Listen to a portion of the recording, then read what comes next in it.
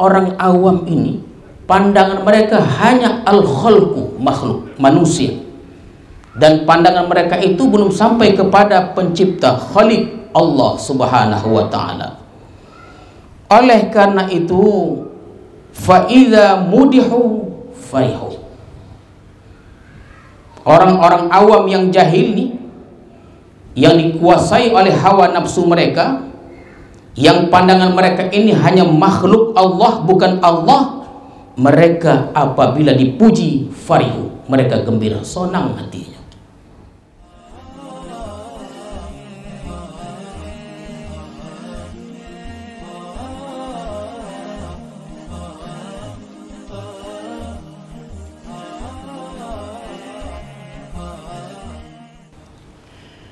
Bismillahirrahmanirrahim. Assalamualaikum warahmatullahi wabarakatuh.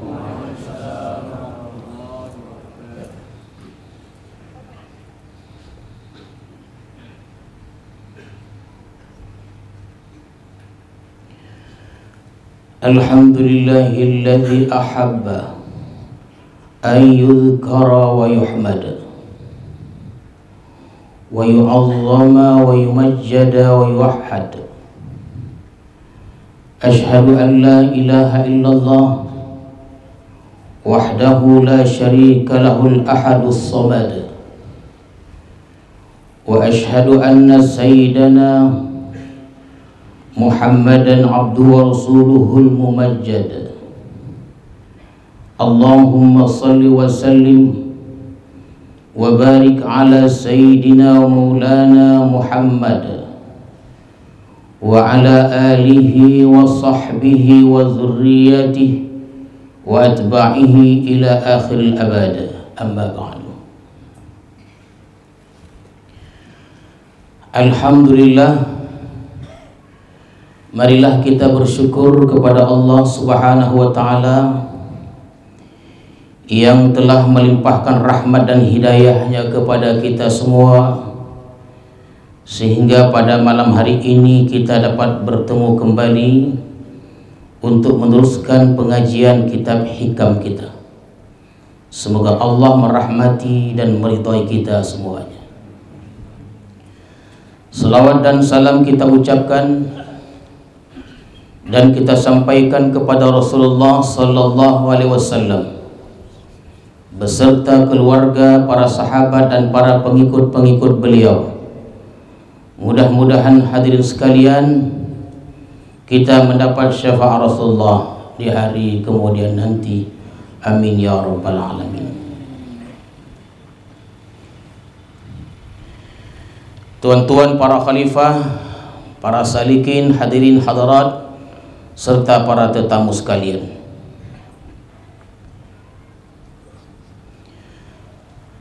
Al-hikmatus salisah wal arba'un ba'dal mi'ah minal hikamil ata'iyah. Qala al-imam al-arif billah Ahmad ibnu Atha'illah as-Sakandari rahimahullah wa nafa'ana bi'ulumihi wa asrari. Maka pada hikmah yang ke-143 dari Al-Hikam Al-Ata'iyah telah berkata pengarang Imam Ahmad ibnu Atha'illah as-Sakandari rahimahullah wa nafa'ana bi'ulumihi wa asrari.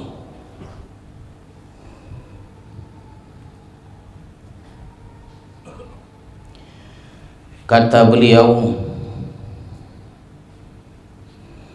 az-zuhadu idza mudihu inqabadu li syuhudihim as-sana'a minal khalqi, wal 'arifun idza mudihu imbasatu li syuhudihim dzalika minal malikil haqq.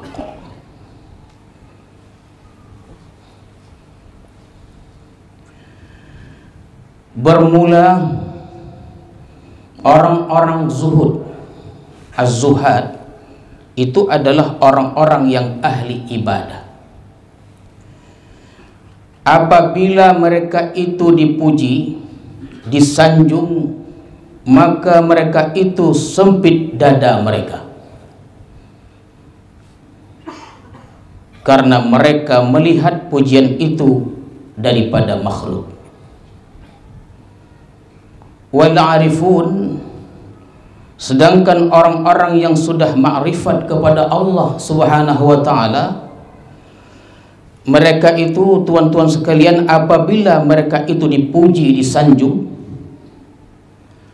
mereka terbuka lapang hatinya karena mereka menyaksikan yang demikian itu dari Allah Subhanahu wa ta'ala.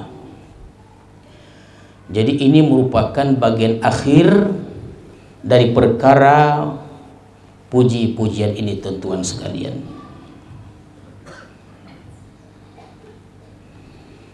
An-nasu fil madhi wal dhambi ala arba'ati aqsam.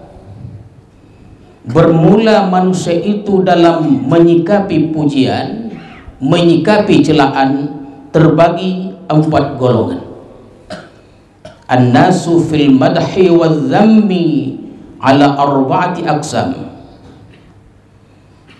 Al-awamul juhal wal ubbad az-zuhad wal muridun as-salikun wal arifun al-wasilun. Jadi ada 4 golongan manusia dalam menyikapi pujian dan celaan. Yang pertama adalah golongan orang-orang awam yang jahil. Yang kedua golongan orang-orang ahli ibadah. Yang ketiga golongan orang-orang yang muridun salikun. Dan yang keempat adalah golongan orang-orang yang sudah ma'rifat kepada Allah Subhanahu wa ta'ala. Jadi ada 4 golongan dia.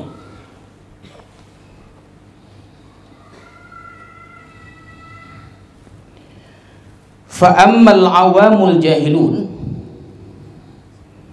adapun orang-orang awam yang banyak jahilnya itu, tuan-tuan sekalian, yang mana nafsu mereka masih menguasai diri mereka.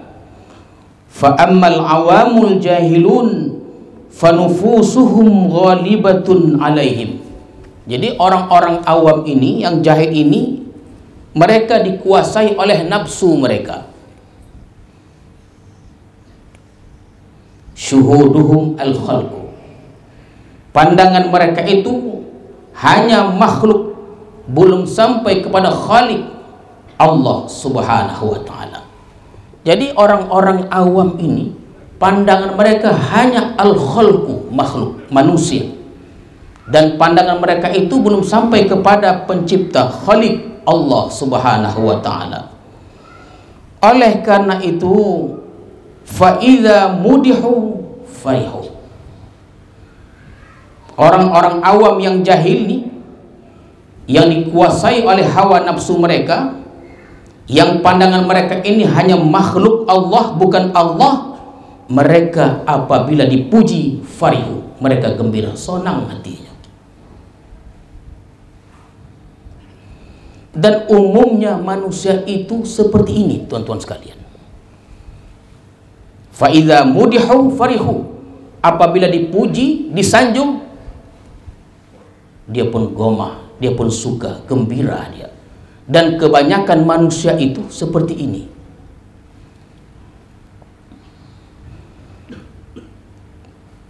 Kenapa mereka senang dan gembira? Linaili muradihim wa husuli aghradihim, karena tercapai tujuan dan maksud mereka itu, tuan-tuan sekalian. Jadi memang orang awam ini selalu ingin dipuji. Orang awam nih memang selalu ingin dipuji. Sembahyangnya ingin dipuji, zikirnya ingin dipuji, pakaian yang dipakainya ingin dipuji, kendaraan yang dikendarainya itu ingin dipuji. Segala hal mereka ingin dipuji oleh makhluk-makhluk Allah Subhanahu wa ta'ala. Itulah dia al-awamul juhal ini. Segalanya mereka ingin dipuji oleh makhluk. Jadi tujuan mereka ingin dipuji makhluk karena mereka masih dikuasai oleh hawa nafsu mereka itu. mereka ini tidak peduli kepada Allah. Apakah pakaian yang mereka pakai ini Allah suka atau tidak suka? Bukan hal yang penting bagi mereka. Kalau mereka berpakaian, apakah pakaian yang mereka pakai itu disukai atau tidak disukai Allah? Itu tidak mereka pikirkan. Yang penting pakaian mereka dipuji oleh makhluk.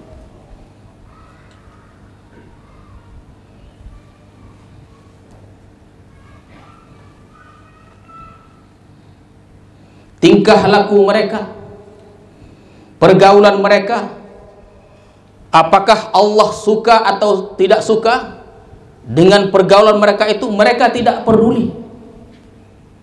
Yang mereka pedulikan itu adalah pergaulan mereka dipuji oleh makhluk.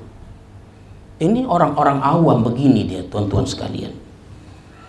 Jadi kalau mereka dipuji, dan memanglah mereka itu goma dipuji, gembira hati, senang hati mereka itu. Aso-asolah diri kita ini. Wa idza dhummu inqabadu wa hazinu. Apabila mereka, orang-orang awam tadi ini, yang bila dipuji mereka senang dan gembira, apabila mereka itu dicela, dicaci, sempit hatinya dan sedihlah dia. Begitulah modelnya. Kenapa? Lifawatim amaluhu, karena keluputan yang mereka angan-angankan itu. Mereka ini tuan-tuan sekalian haus sekali akan pujian. Jadi kalau mereka dicela, sempit dadanya itu, hatinya itu. Dan mereka ini sangat cinta kepada orang yang memuji mereka, walaupun pujian itu dusta. Orang memuji kita, padahal pujian itu adalah dusta. Tapi karena kita suka dipuji, senang kita dengan pujian itu. Dikatakan pada kita, Tuhan ini orang yang soleh, Tuhan ini orang yang baik. Padahal kita kan tahu diri kita ini soleh atau tidak soleh, baik atau tidak baik, kan kita yang tahu. Dan kita berangkat dari satu keyakinan, yakin kita bahwa kita ini tidak soleh. Datang orang dengan sangkaannya soleh, Tuhan nih senyum.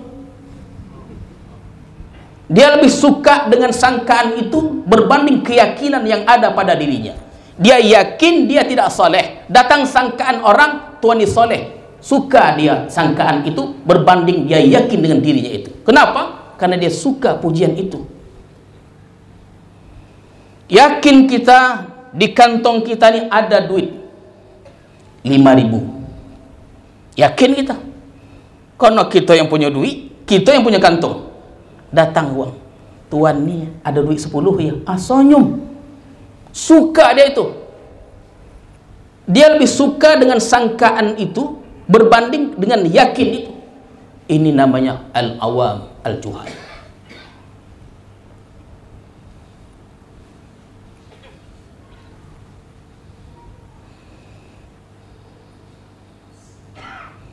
Jadi tuan-tuan sekalian, yang dipandang orang awam itu adalah makhluk Allah Subhanahu wa ta'ala, bukan Allah, makhluk.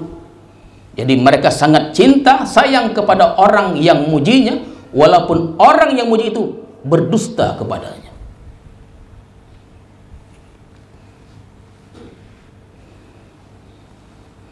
Jadi mereka ini wa idza dzummu yanqabadu wa hazinu. Bila mereka dicela, sempit dadanya dan sedih hati mereka.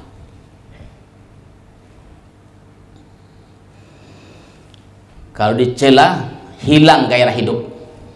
Tahu ndak semayang lagi, tahu ndak puasa lagi. Karena kekuatannya ada pada pujian itu. Dipuji dia, menjadi-jadi dia. Dicaci, dicela dia, hilang gairahnya. Jadi malas dia.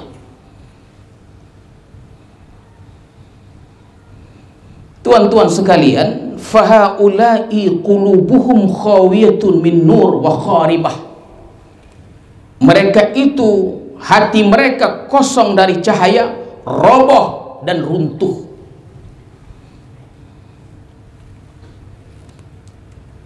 Roboh karena tidak mendapat pujian dari makhluk, dari manusia maksudnya.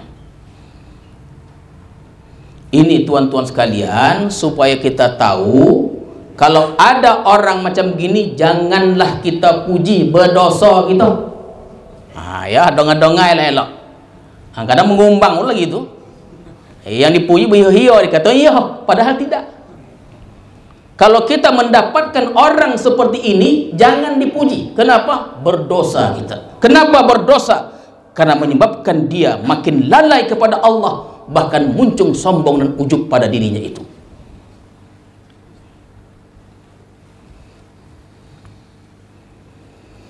Karena ada orang bila dipuji bergairah dia, ibadahnya semangat karena ada pujian itu.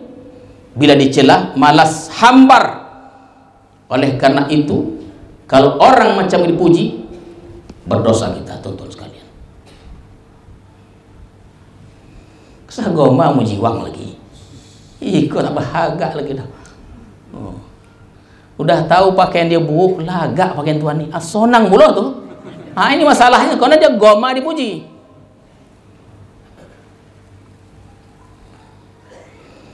Wa ilahi asyara al-hadis, kepada golongan ini mengisyaratkan hadis Rasulullah sallallahu alaihi wasallam. Idza madahta akhaka fi wajhi faka'annama amrarta ala halqih Musa rafidha.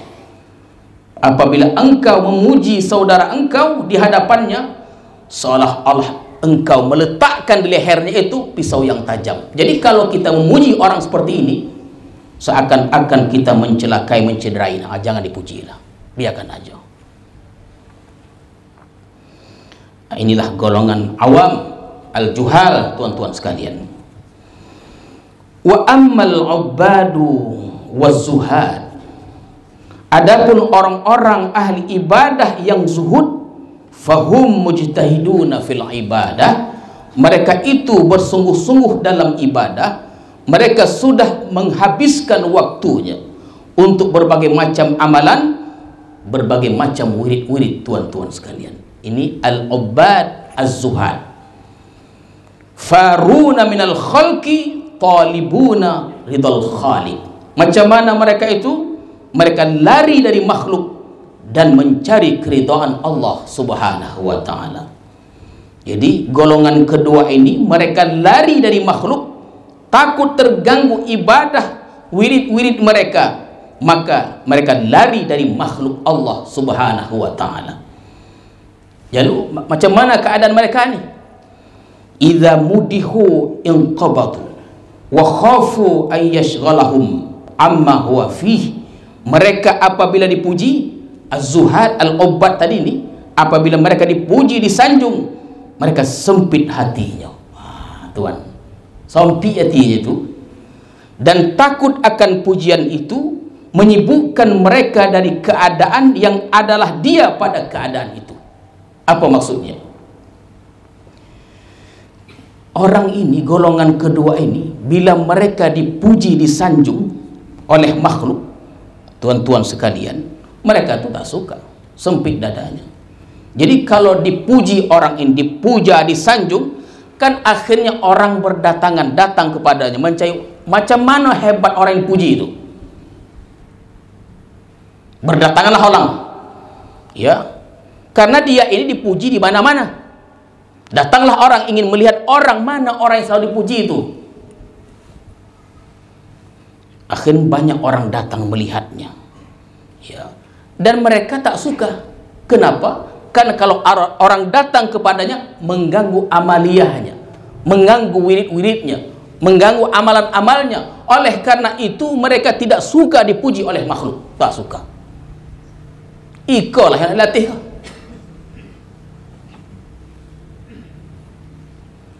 Mereka takut terganggu akan amalan-amalan yang sudah dirutinkannya, harian, mingguan, bulan, kan begitu dia.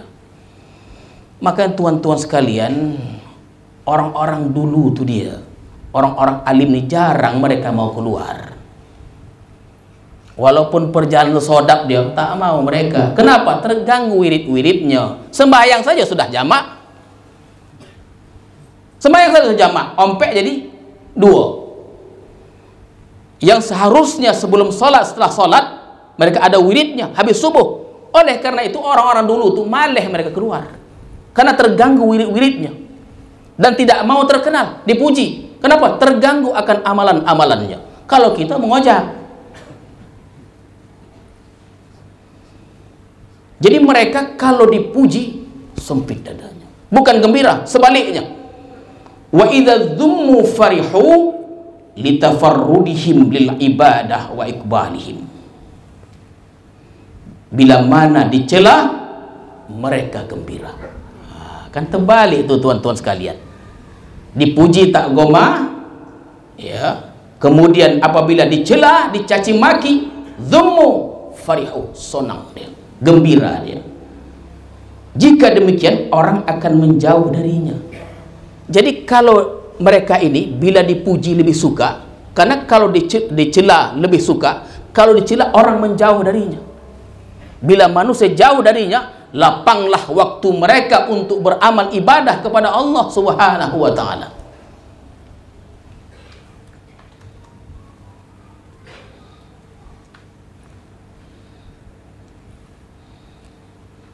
Jadi hati kita tuh memang dilatih.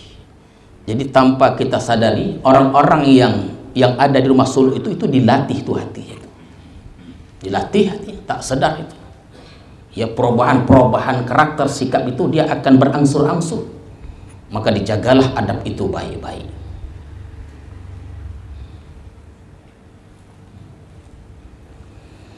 Jadi mereka lebih suka, lebih mengharap mereka itu dicela, dicaci. Wah, ya. Soalnya susah kita tuh. Oh ya, susah kita tuh. Kita lebih goma dipuji kita nih. Mereka lebih suka dicela. Litafarrudihim lil ibadah wa iqbalihim 'ala Allah taala, karena lapangnya mereka untuk ibadah dan berhadapnya mereka kepada Allah Subhanahu wa taala. Karena orang tidak mau datang lagi. Ya. Jadi tuan-tuan serta hadirin hadirat sekalian, wa ila hadza asyaral hadis, kepada golongan ini mengisyaratkan hadis Rasulullah sallallahu alaihi wasallam, uhsu fi wujuhi al-maddahin at-turab, taburkan debu di wajah orang-orang yang muji. Tapi pikir-pikir juga lah ya. Ya. Pikir juga kita tuh ya. Tapi hanya menyebutkan hadis, uhsu fi wujuhi al-maddahin at-turab, taburkan debu di wajah orang-orang yang muji itu. Pandai-pandailah ya. Kemudian wal muridun as-salikun, golongan yang ketiga namanya al-muridun as-salikun. Fahum amiluna ala ihya'i qulubihim wa jihadi nufusihim. Mereka adalah orang-orang yang bekerja untuk menghidupkan hatinya melawan hawa nafsunya. Tuan-tuan, itulah kojo tuan-tuan nih. Kojo kita nih, selain ibadah tuh, kita ingin menghidupkan hati kita, melemahkan nafsu kita tuh. Itu namanya al-muridun as-salikun. Golongan ini adalah orang-orang yang ingin dapat ma'rifatullah subhanahu wa ta'ala. Orang-orang yang menempuh satu jalan, menjalani satu tarekat untuk mendekatkan diri kepada Allah subhanahu wa ta'ala. Namanya al-muridun as-salikun, murid salik. Idza mudihu khafu ala mauti qulubihim wa quwwati nufusihim. Golongan ketiga ini apabila dipuji, apabila mereka disanjung, mereka takut hatinya mati. Tuan-tuan sekalian, tak mau mereka. Mereka tidak mau dipuji, tidak mau disanjung. Kenapa? Karena mereka takut hatinya itu mati, takut nafsunya jadi kuat dan bertambah kuat.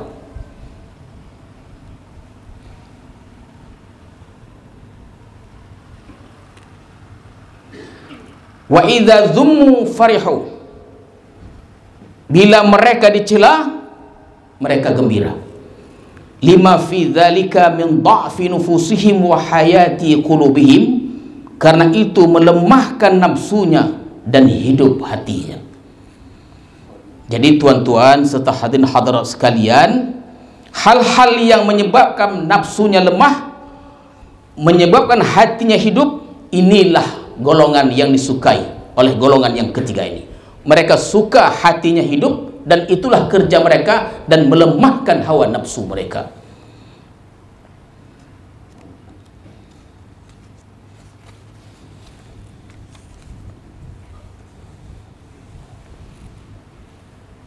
Itu dikatakan al-muridun as-salikun.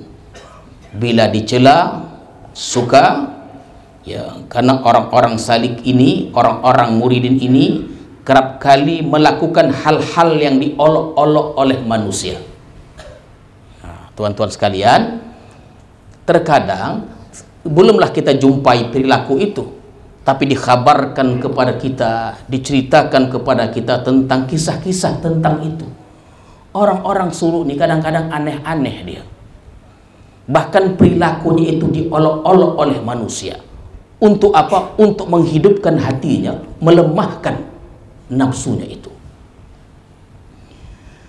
Terkadang berpakaian dengan pakaian compang-camping.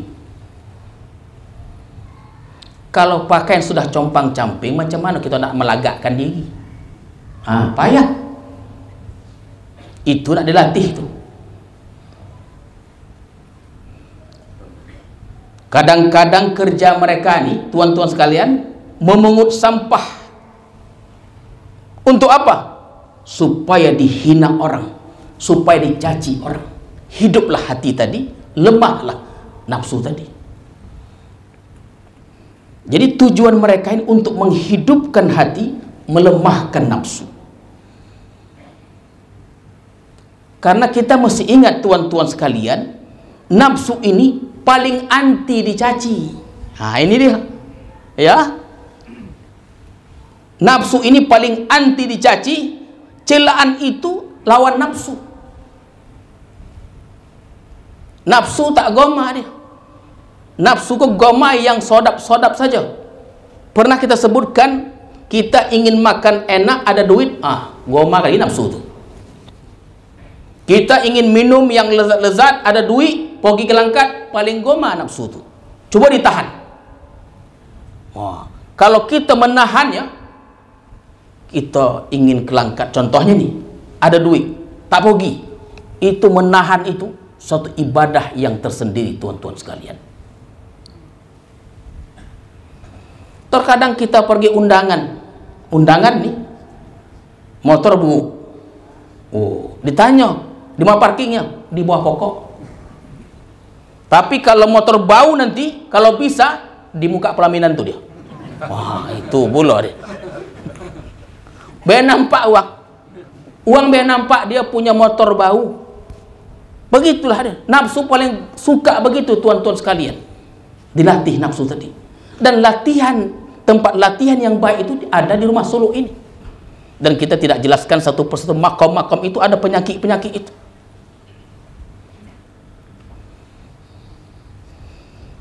Jadi nafsu ini paling anti dicaci dia. Tuan-tuan sekalian, celaan itu lawan nafsu. Jadi banyak orang suluk ni, kadang ini aneh-aneh orang suluk ni. Suluk sedang belum ada lagi. Ya, belum ada lagi. Mungkin saya tidak tahu. Banyak orang-orang suluk ni terkadang pengen jadi pengemis. Itulah dia. Bahkan ada yang jadi copet. Jangan ya. Jangan. Ingin menjadi copet, pencopet. Ditangkap uang, dipukul uang, hinalah dia. Dia ingin mengukur ketika dihina, dicaci, dipukul, stabil tak nafsunya itu, hatinya itu.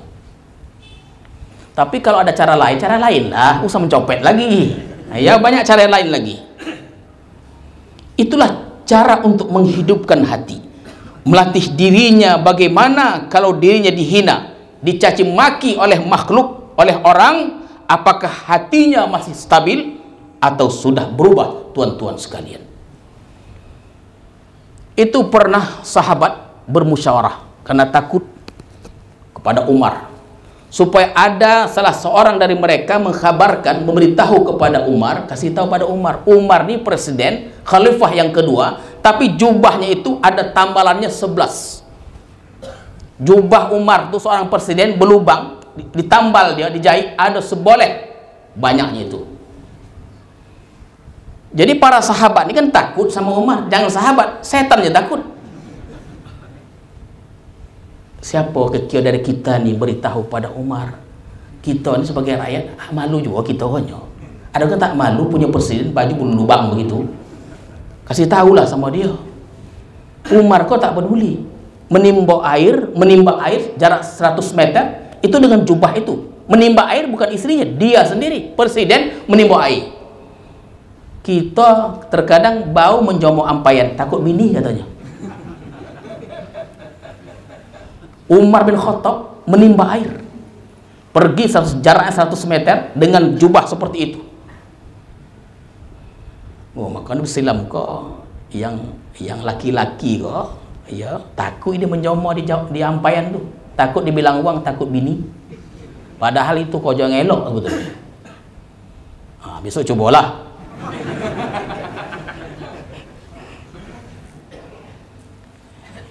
Mulia kita membantu bini-bini kita tuh. Kau jauh bini bukan tanggung melahirkan anak, mengandungnya sekian bulan, mendidiknya, kemudian memperhatikannya. Kita tinggal tenang aja. Sekali-kali cuci lah baju tuh, dijomok dia, sengaja biar pandang uang. Kalau berani. Pergilah salah seorang mereka menghadap Umar. Ya bahasanya seperti itulah. Kalau bisa tuan, janganlah pakai jubah begitu.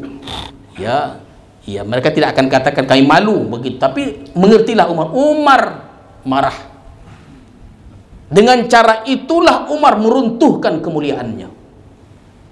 Mulia yang sudah ada tuh diruntuhkan Umar. Tidur di sebarang tempat. Oleh karena itu jangan kita cari-cari kemuliaan itu.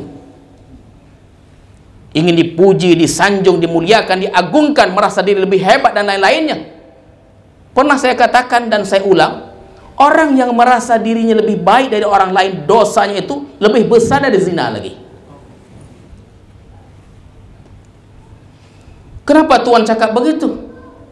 Orang yang merasa dirinya hebat, sombong, dosanya lebih baik dari orang berzina. Kenapa lebih besar dosanya? Karena orang yang berzina itu yang dicontohnya hewan. Tapi orang sombong itu yang dirampasnya sifat Tuhan. Hati-hati tuan-tuan sekalian.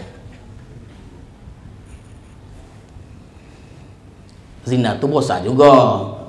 Jangan salah faham. Ya, jangan salah faham. Kan takut juga gitu aja. Jadi akhirnya Umar tetap pada pendiriannya. Begitulah sampai akhir hayatnya. Tengoklah Rasulullah.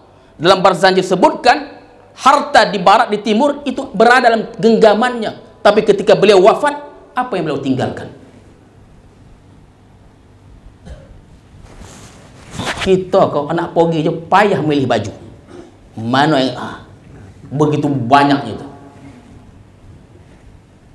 Umar presiden, jubahnya itu penuh dengan tambalan. Dan beliau membiarkan untuk meruntuhkan kemuliaannya. Betapa mulianya orang ini tuan-tuan sekalian. Inilah kita untuk dilatih hati kita nih. Supaya kita bisa sampai begitu dia. Nikmat hidup begitu tuh nikmat dia.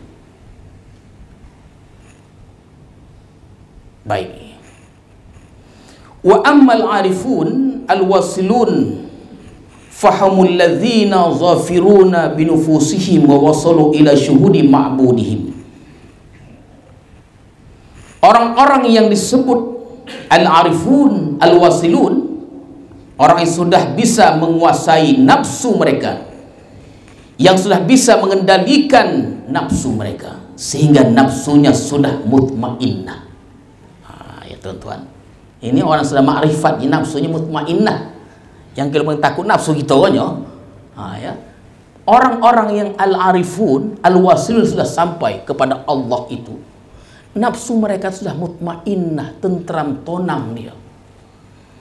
Maka dalam keadaan apapun, nafsu itu tetap tenang dia. Nafsu kita payah betul menjaganya. Liar dia. Tak mungkin dibiarkan dia. Maka nafsu itu dilatih dengan zikir-zikir tadi. Ismuz zat dan nafi isbat. Allah, Allah dan la ilaha illallah. Supaya nafsu itu melemah dia. Makanya orang dulu tuh paling goma masuk. Tamat 40 masuk lagi. Keluar masuk lagi. Sepanjang hayatnya masuk. Kenapa? Asal keluar sulu, kuat nafsu tadi.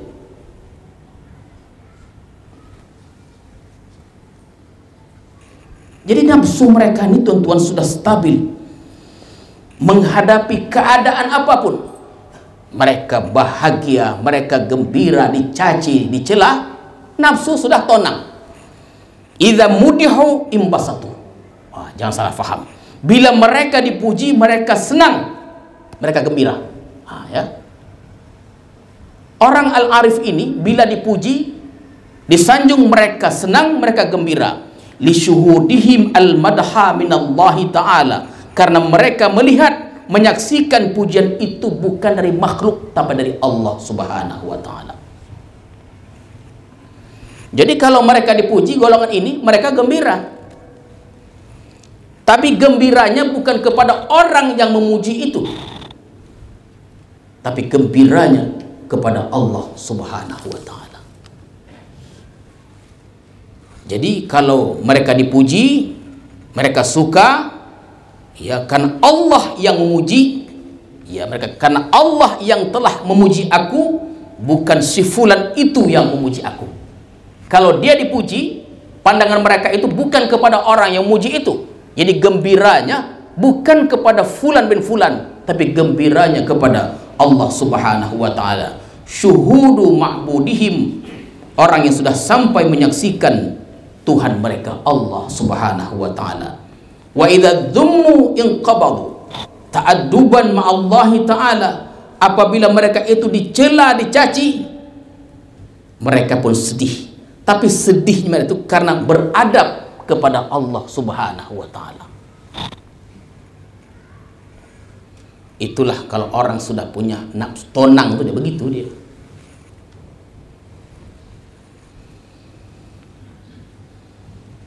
Ada orang mencela bahwa itu syuhud, bahwa itu Allah Subhanahu wa ta'ala.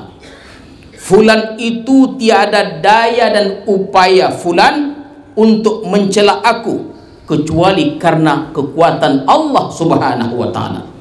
Berarti ada yang salah pada diriku, ada yang tidak beres pada diriku. Sedihnya mereka dicela bukan karena nafsu, tapi sedih karena mereka menganggap celaan itu dari Allah Subhanahu wa ta'ala. Fahamlah mereka, ada yang salah pada diriku ini sehingga aku dicela. Tak marah dia. Jadi kalau ada orang mencela dia tak marah. Kan kita pernah dengar, ya tuan-tuan sekalian, di Besilam pun dulu ada orang-orang diejek, dicela, tonang aja, senyumnya dia. Kita jangan. Kalau bab cela mencela nih, kalau ada orang mencela kita dan kita balas celaan itu, kita dapat dua dosa. Mencela itu kan tak elok. Kemudian kita balas, balasan itu tidak baik. Kalau dia mencela kita 20%, karena kita marah, kita cela dia 30%. Berdosa dua. Jadi kalau ada orang mencela kita, diam sajalah. Saya lapor-lapor lagi, laporkan saja pada Allah. Biarlah Allah yang bertindak. Sama juga kalau ada orang dengki iri pada kita, sampai mencederai kita, menghina kita, memfitnah kita, lapor saja pada Allah. Kalau lapor sama polisi, banyak kali prosedurnya, lama dia. Datang Haiko sebulan nanti baru diproses. Kalau lapor pada Allah, Allah akan bertindak segera. Belajar kita. Laporan itu bahkan pada makhluk, kepada Allah Subhanahu wa ta'ala. Biarlah dengan cara Allah menindak orang-orang yang zalim itu, tuan-tuan sekalian.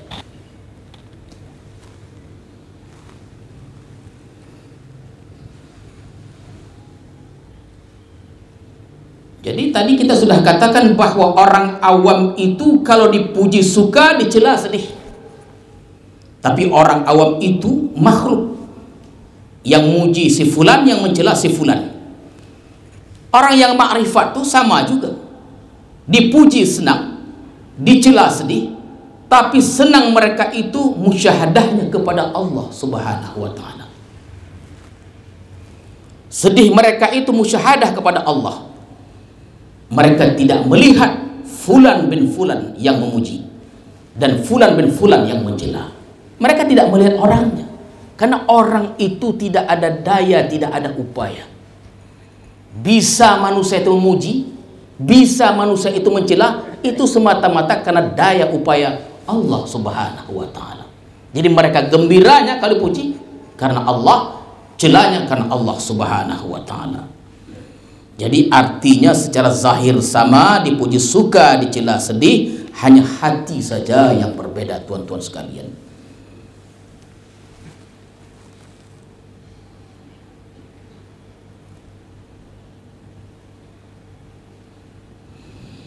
Wa ila hadza asyara al-hadis. Kepada golongan ini mengisyaratkan Rasulullah sallallahu alaihi wasallam. Qila ya Rasulullah, ar-rajulu ya'malu 'amal al-khufyah summa yatahaddatsu an-nas fi fayafrah. Wahai Rasulullah, bagaimana orang ini, dia beramal sembunyi-sembunyi dia, tetapi diketahui oleh orang ramai. Dan amalan orang yang sembunyi-sembunyi diperbincangkan, dibicarakan orang sekampung itu. Dan orang ini gembira. Begituan. Dia sudah khufyah, beramal dengan sembunyi-sembunyi, tidak mau diketahui orang. Rupanya orang tahu juga. Dan dibicarakan. Dan dia senang. Bagaimana ini ya Rasulullah? Apakah amalan seperti hilang atau terhapus? Faqala alaihi salatu wassalam, lahu ajrun marratani. Rasul menjawab, dia dapat 2 pahala. Ada orang beribadah sembunyi-sembunyi, rupanya orang tahu, dan akhirnya ibadah diperbincangkan orang. Lalu dia mendengar ibadah itu diketahui orang, lalu dia gembira. Macam mana amalnya itu? Adakah terhapus? Kata Rasulullah, lahu ajrun marratani, dia dapat pahala, 2 pahala. Orang yang beramal sembunyi-sembunyi tapi diketahui, dipuji orang, dia suka, kata Nabi, pahalanya 2. Yang pertama ajrul amal, pertama pahala dia beramal. Kedua, wa ajrul farah, pahala dia gembira, tuan-tuan sekalian. Ini tentu gembiranya karena Allah. Ini tentu gembira karena Allah Subhanahu wa ta'ala, bukan gembira dengan fulan yang telah memujinya. Oleh karena itu, kalau kita memuji Rasulullah, memuji para sahabat, kita dapat pahala. Kenapa? Karena mereka yang mulia itu gembira. Maka banyak-banyaklah muji Rasulullah, banyak-banyaklah muji para sahabat, karena kita akan mendapatkan pahala-pahala itu.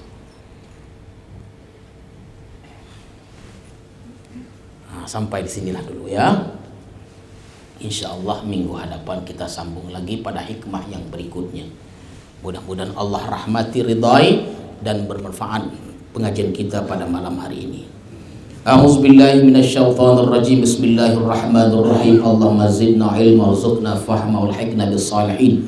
Allahumma ja'al jam'ana hadza jam'an marhuma wa tafarruqan ma'suma. Wa sallallahu ala sayyidina Muhammadin wa ala alihi wa sahbihi ajma'in walhamdulillahi rabbil alamin. Assalamualaikum warahmatullahi wabarakatuh.